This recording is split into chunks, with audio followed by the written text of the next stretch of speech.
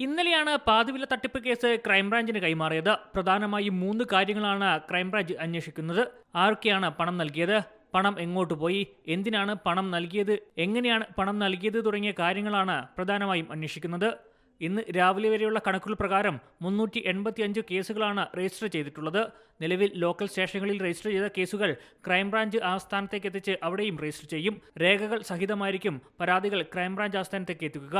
പാതിവില തട്ടിപ്പിൽ പരാതി നൽകിയവരുടെ മുഴുവൻ മൊഴിയും ക്രൈംബ്രാഞ്ച് സംഘം രേഖപ്പെടുത്തും.